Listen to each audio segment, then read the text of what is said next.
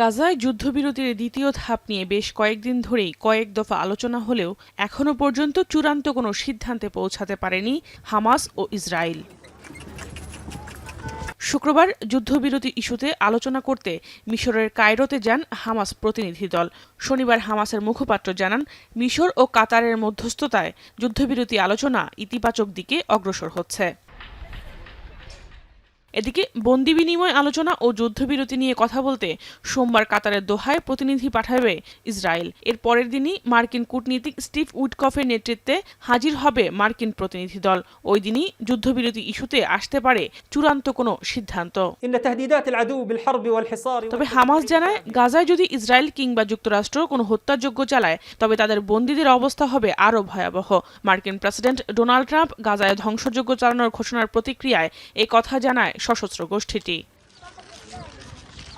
এদিকে দ্বিতীয় দফায় হামাস ইসরায়েল যুদ্ধবিরতি দ্রুত শুরু করতে ইসরায়েলি প্রধানমন্ত্রী বেনিয়ামিন নেতানিয়াহুর প্রতি জোরালো আহ্বান জানিয়েছেন বন্দীদের স্বজনরা। শনিবার তেল আবিবে বন্দীদের মুক্তির দাবিতে ব্যাপক বিক্ষোভ করেন তারা।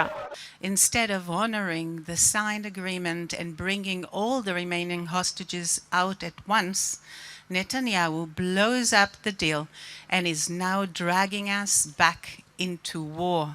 Netanyahu's interests are not the interests of the state of Israel or its people. The vast majority of the Israeli public wants all remaining hostages to be returned home immediately. এদিকে ওআইসির পর গাজা পুনর্গঠনে মিশরের দেয়া প্রস্তাবে সমর্থন জানিয়েছে ইউরোপের 4 দেশ ফ্রান্স, জার্মানি, ইতালি ও যুক্তরাজ্য। শনিবার জেদ্দায় ওআইসির জরুরি বৈঠক শেষে এই প্রস্তাবকে স্বাগত জানিয়ে যৌথ বিবৃতি দিয়েছে ইউরোপের 4 দেশের পররাষ্ট্র দপ্তর।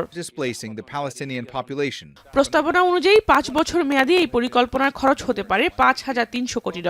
পাশাপাশি এই প্রস্তাব অনুযায়ী ফিলিস্তিনিদের অন্য কোথাও স্থানান্তরের প্রয়োজন নেই। প্রতিক্রিয়ায় ওআইসি সমর্থিত এই প্রস্তাবের ঘোর বিরোধিতা করেছে যুক্তরাষ্ট্র ও ইসরায়েল। হামাস ইসরায়েল যুদ্ধবিরতি আলোচনার মধ্যেই পশ্চিম তীরে হত্যাযজ্ঞ চালিয়ে যাচ্ছে ইসরায়েলি সেনারা। এমনকি পবিত্র রমজান মাসেও মসজিদে মসজিদে ভাঙচুর চালায় তারা। জাহানারা ভুঁইয়া, এখন বিশ্ব।